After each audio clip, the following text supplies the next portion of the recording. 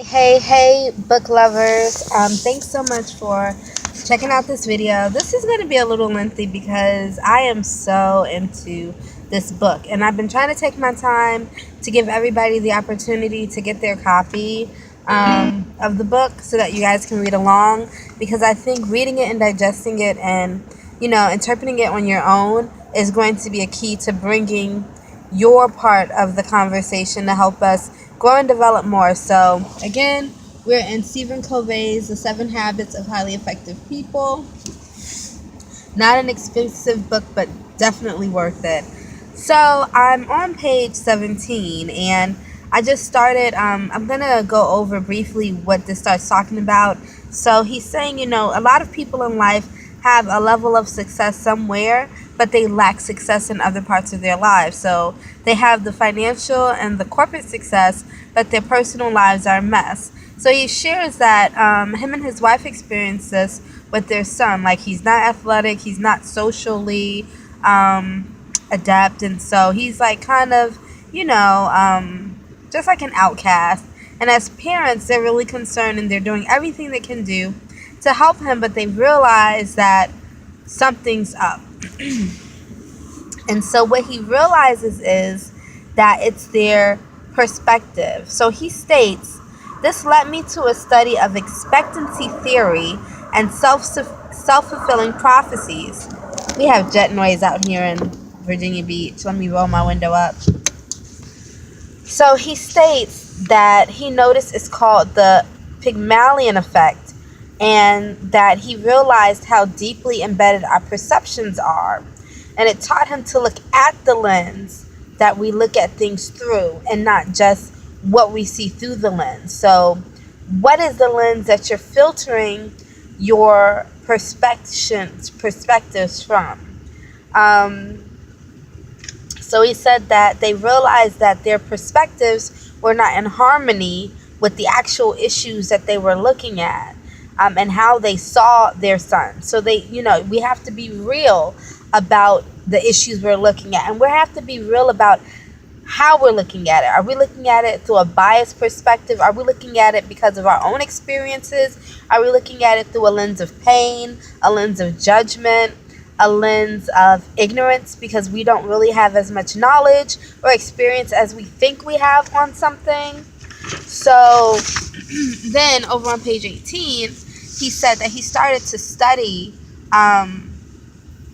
the different, forms of perception, and it led him to something called the personality and character ethics.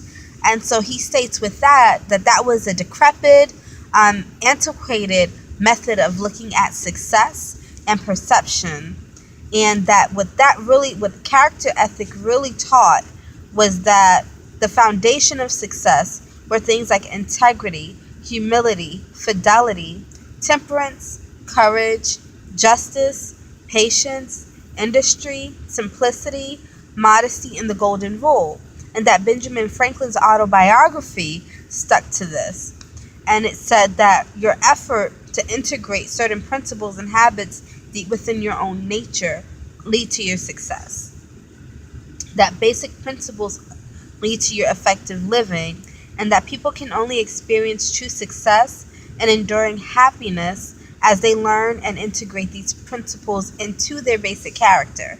But after World War I, that kind of died out, and then society moved to the personality ethic that stated your attitude determines your altitude. And we hear that a lot. So we're kind of living in that stage now. And smiling wins more friends than frowning. And whatever your mind can conceive, you can achieve, right? So we hear that now in our society.